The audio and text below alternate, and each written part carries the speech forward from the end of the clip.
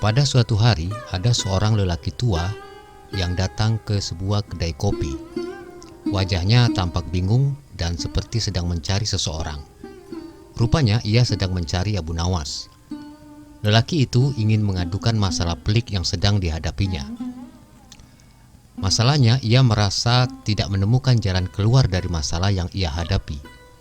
Dirinya sudah hampir putus asa dan tak tahu harus berbuat apa.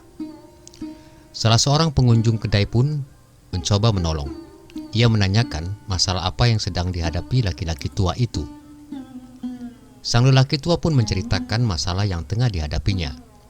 Ia mengatakan rumahnya saat ini sangat sempit, sementara ia tinggal bersama istri dan 8 orang anaknya. Rumah itu terasa terlalu sempit sehingga mereka merasa tidak bahagia.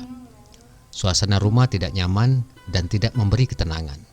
Semua pengunjung kedai pun mendengarkan cerita lelaki itu, namun tak ada seorang pun yang bisa memberikan saran. Dan akhirnya mereka pun menyuruh orang itu untuk pergi mencari Abu Nawas saja. Kebetulan letak rumah Abu Nawas tidak jauh dari kedai kopi itu. Lalu sang lelaki tua itu pun pergi menuju rumah Abu Nawas dan menceritakan masalah apa yang sedang ia hadapi. Setelah laki-laki itu selesai bercerita, Abu Nawas menanyakan apakah ia mempunyai seekor domba. Jika tidak, Abu Nawas menyarankan agar ia membeli seekor domba.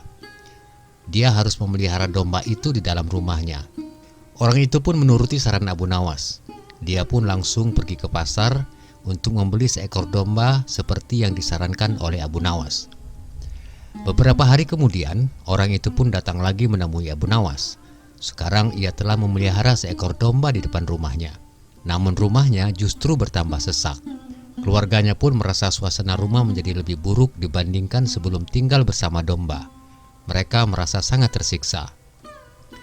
Abu Nawas pun kembali menyarankan agar orang itu memelihara beberapa unggas di dalam rumahnya. Orang itu pun menuruti saran Abu Nawas.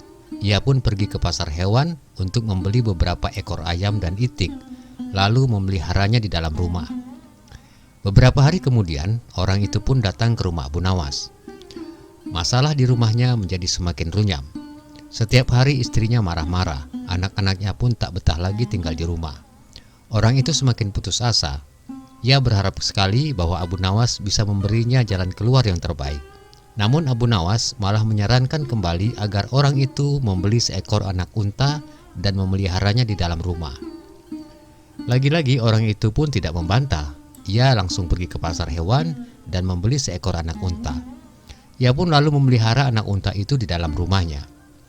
Beberapa hari kemudian, ia pun mendatangi rumah Abu Nawas lagi. Wajahnya semakin kusut. Masalah yang dihadapinya pun bertambah banyak. Ia sudah kehilangan harapan. Keadaan di rumahnya semakin tidak menyenangkan daripada hari-hari sebelumnya. Rumahnya menjadi kotor dan bau serta penuh sesak. Ia dan keluarganya pun tidak tahan lagi untuk tinggal serumah dengan binatang-binatang itu. Namun Abu Nawas menyarankan agar orang itu sekarang untuk menjual anak unta miliknya. Orang itu pun segera melaksanakan saran Abu Nawas. Ia langsung menjual anak unta yang ada di dalam rumahnya. Lalu beberapa hari kemudian, Abu Nawas pun pergi ke rumah orang itu. Ia ingin melihat keadaan mereka sekarang. Orang itu tampak tersenyum ketika menemui Abu Nawas.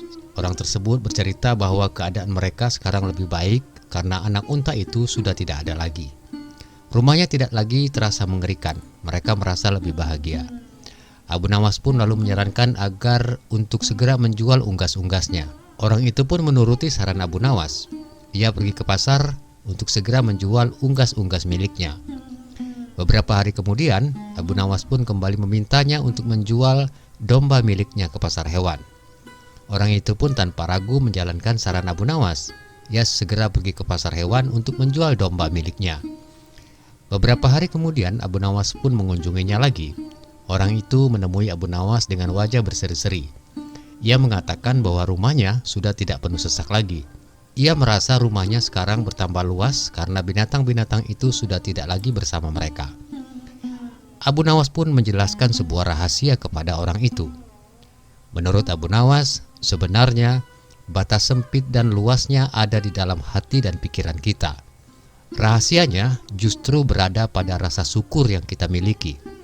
bersyukur atas nikmat Tuhan, maka Tuhan akan menanamkan keluasan di hati dan pikiran kita, ujar Abu Nawas kemudian dengan perlahan. Lelaki itu pun tersenyum mendengar penjelasan Abu Nawas. Ia menyadari kesalahannya selama ini. Ia dan keluarganya tak pernah bersyukur atas nikmat yang diberikan Tuhan kepada mereka. Kini ia bersama istri dan 8 anaknya dapat hidup bahagia, walaupun rumah mereka tidak terlalu besar.